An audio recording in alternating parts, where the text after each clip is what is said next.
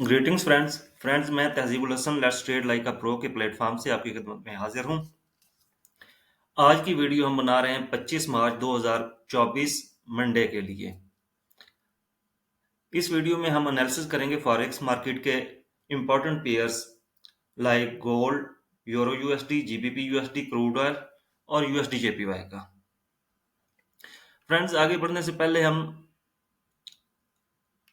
Monday की fundamental news देख लेते हैं। यूएसडी के रिलेटेड पाकिस्तानी टाइम के मुताबिक शाम 5:25 पर एफओएमसी मेंबर बोस्टेक की स्पीच है। ये लो इम्पैक्ट डेटा है, इसका कोई मार्केट में ख़ास इम्पैक्ट नहीं आ सकता। फिर शाम 7 बजे न्यू होम सेल्स का डेटा है जिसकी फोरकास्ट पॉजिटिव है। पॉजिटिव फोरकास्ट का मतलब है कि डीएक्सवाई स्ट्रांग हो सकता है। बाकी इसका क्लियर आइडिया तभी होगा जब इसका डेटा आ जाएगा। फ्रेंड्स वापस ट्रेडिंग व्यू पे चलते हैं तो डीएक्सवाई के चार्ट को देख लेते हैं, क्योंकि जितने भी पेयर हम डिस्कस करने वाले हैं वो यूएसडी के रिलेटेड हैं। वेंसडे वाले दिन फ्रेंड्स रेट कट का डेटा था। ऑल दो रेट कट तो नहीं हुए, फ्लैट रखे गए, लेकिन उन्होंने एक आउटलुक दिया कि हम इस साल 3 किस्तों में रेट कट करेंगे। इसका सेंटिमेंटल इफेक्ट आया जिसकी वजह से डीएक्सवाई डाउन आया, गोल्ड अप गया और गोल्ड ने 2222 का फिगर टच किया, अपना ऑल टाइम हाई अपडेट किया। फ्रेंड्स 21 मार्च को स्विस नेशनल बैंक ने अनएक्सपेक्टेडली रेट कट्स कर दिए। इंटरेस्ट रेट कट करने की वजह से डीएक्सवाई स्ट्रांग हुआ 21 मार्च को, और नेक्स्ट डे भी फ्राइडे को वो स्ट्रांग रहा।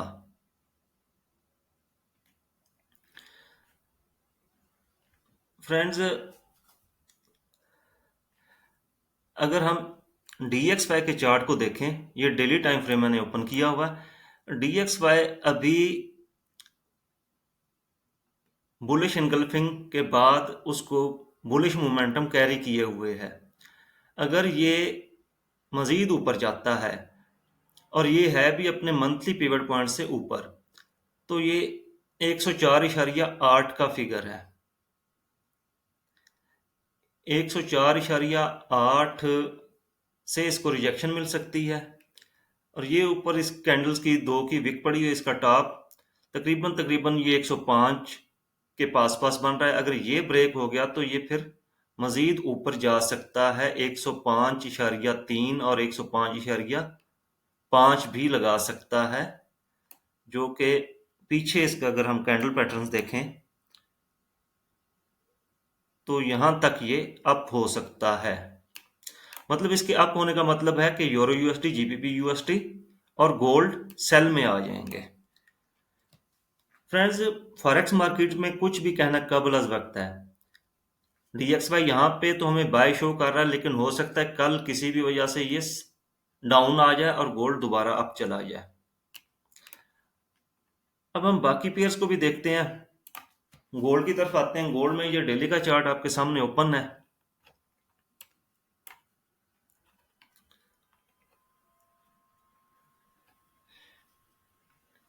डेली के चार्ट में आप देखें कि थर्सडे वाले दिन इसने 2222 का फिगर लगाया, उसके बाद ये नीचे आ गया 2186 के पास, और इसने क्लोजिंग दी थी 2181 के पास। और फ्राइडे वाले दिन भी ये सेल की तरफ ही रहा। रीजन यही कि डीएक्सवाई स्ट्रांग हुआ था। अब इतनी बड़ी लॉन्ग विक रिजेक्शन सेल को शो कर रही है, इसी वजह से मैंने ऊपर सेल के दो जोन दिए हैं। 2171 से 2175 ये डेली के फिबो लेवल हैं। और अगर इसको H4 के टाइम फ्रेम में देखें तो इसमें बेयरिश इनगल्फिंग का सेटअप भी पड़ा हुआ है एग्जैक्टली उन्हीं पॉइंट पे। यहां से सेल आ सकती है। अगर सेल यहां से नहीं आई क्योंकि ये लेवल एक दफा टैप हो चुका हुआ है, तो अगली सेल हम फाइंड करेंगे 2181 से 2185 के दरमियान। ये भी यहाँ पे H4 में सेल इनगल्फिंग पड़ी हुई है। मार्केट नीचे आती तो बाय इनगल्फिंग और बाय का सेटअप जो बन रहा है फ्रेंड्स वो 2150-51 से लेके 2157.5 ये बाय का जोन है। अगर ये बाय का जोन ब्रेक हो जाता है तो इसके रिटेस्ट पे हम फिर सेल करेंगे, लेकिन सेल के लिए फिर नीचे एक स्ट्रांग सपोर्ट नजर आ रही है आपको 2145। मार्केट बार बार पिछले वीक इसको और उससे पिछले वीक भी इसको ब्रेक करने की कोशिश करती रही है, लेकिन ब्रेक नहीं हुई। सेल अच्छी जब मिलेगी 2145 और 2136 का लेवल जब ब्रेक होगा तो वो आपको 2112 के पास पास और 2081 के पास पास लेके जा सकते हैं।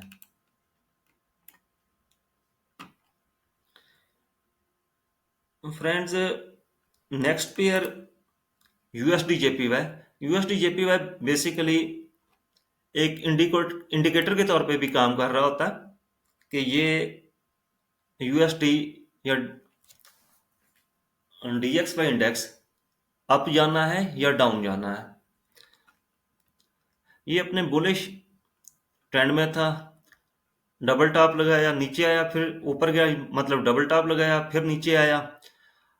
अब जब तक ये 151.88 इसको ब्रेक नहीं करता, ठीक है, इसको भी ब्रेक कर ले तो ऊपर फिर इसके ऊपर मंथली लेवल पड़ा हुआ है 152। 152 अगर ये ब्रेक करता है तो फिर अगला इसका लेवल 154 का बनता है। अगर ये लेवल कल या परसों ये ब्रेक कर जाता है तो 154 तक जा सकता है, तो गोल्ड, यूरो यूएसडी, जीबीपी, ये यूएसडी सेल में आ सकते हैं। अगर ये ब्रेक नहीं करता और यहां से ये रिटेस्ट होकर नीचे आता है और 150.8 का लेवल भी ब्रेक कर जाता है, नीचे आ जाता है 149 की तरफ, फिर इसने आ जाना है, तो फिर गोल्ड बाय की तरफ चला जाएगा। फ्रेंड्स, क्रूड ऑयल को देख लें। क्रूड ऑयल का सेल का जोन मैंने पिछले दिन दिया था, बिल्कुल उसके पास से वापस आई है मार्केट। 83.1 का मैंने दिया था और 83.03 लगा के मार्केट नीचे आई है। अभी अगर इसको देखें तो ये ट्रेंड लाइन से अपने अभी भी ऊपर है और ये नीचे मैंने बाय का जोन ड्रा किया है। बाय का जोन है 79.5 से लेके 79.65। यहां से बाय किया जा सकता है क्योंकि यहां पे बुलिश एनगल्फिंग सेटअप H4 में भी पड़ा हुआ है और ये रिट्रेसमेंट लेवल भी है, यहां से इसको बाय किया जा सकता है। XTI USD, इसका पेयर USD के साथ रहता है, लेकिन ये USD की मूवमेंट के बरअक्स भी काम कर रहा होता है क्योंकि क्रूड ऑयल की डिमांड सप्लाई वो भी एक इफेक्ट कर रही होती है और इसकी आगे डिमांड के चांसेस हैं, मतलब क्रूड ऑयल बाय जा सकता है। Friends, next pair euro USD. Euro USD DXY खतरा खा अप होने की वजह से ये नीचे आया। अभी ये अपने बाय के जोन में है। जो बाय का जोन मैंने ड्रा किया हुआ है 1.0800 और 1.0826। अभी ये बाय के जोन में है। इसको चेक करें कि यहां से अगर ये बाय जाता है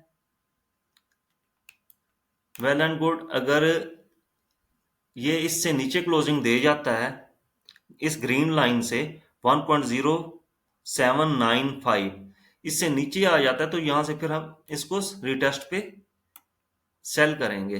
बल्कि इसको मजीद बेहतर कर लें, इसका एसएल होना चाहिए 1.0790। अगर ये एसएल हंट हो जाता है तो इसको यहां से फिर सेल करें, तो ये यहां तक 1.076 तक सेल आ सकता है। अभी तक इसकी प्राइस एक्शन कुछ क्लियरिटी नहीं दे रही। H4 में हायर है, सॉरी, ये इसने हाई लगाया, फिर रिट्रेसमेंट करके अप हुआ, फिर लो लगाया, कंसोलिडेशन की, फिर डबल बॉटम लगाया, अप हुआ, नीचे, उसके बाद नीचे आना शुरू हुआ। इसने हमारा, ये मैंने सेल का जोन बना ड्रा किया हुआ है, इससे अभी ये नीचे है।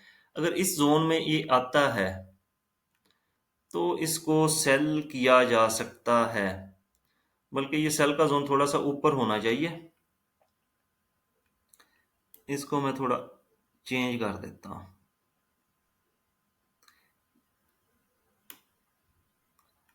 सेल का जोन इसका 1.085 से लेके 1.0865 तक, ये इसका सेल का जोन बन रहा है। जीबीपी यूएसडी,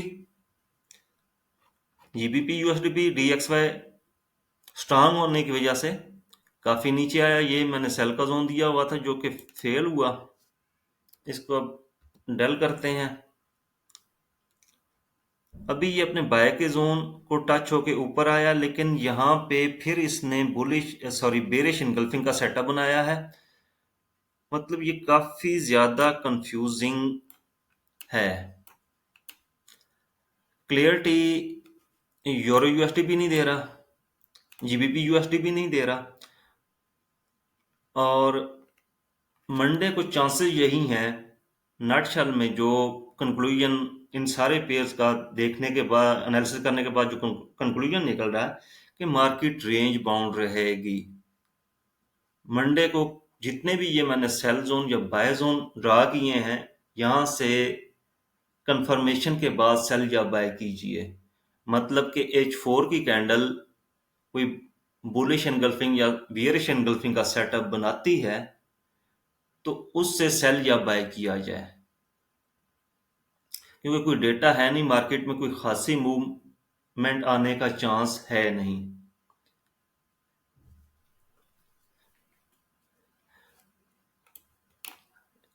वापस यूएसडी जेपीवाई की तरफ आते हैं। तो यूएसडी जेपीवाई भी डबल टॉप बना के खड़ा हुआ है और अपने मंथली रेजिस्टेंस पे खड़ा है, उससे ये नीचे आ सकता है। ओवरऑल कंक्लूजन यही है कि कल मार्केट रेंज बाउंड रहेगी, किसी हद तक सेल में आ सकती है गोल्ड की मार्केट स्पेसिफिकली, क्योंकि गोल्ड में ऊपर से लॉन्ग रिजेक्शन है। D1 टाइम फ्रेम में, फिर इसको वीकली टाइम फ्रेम में देख लें तो ये लॉन्ग रिजेक्शन है। इस लिहाज से कोई खास मूवमेंट जो आई तो वो सेल की आ सकती है, बाय का ज्यादा चांस नहीं लग रहा। आल दो के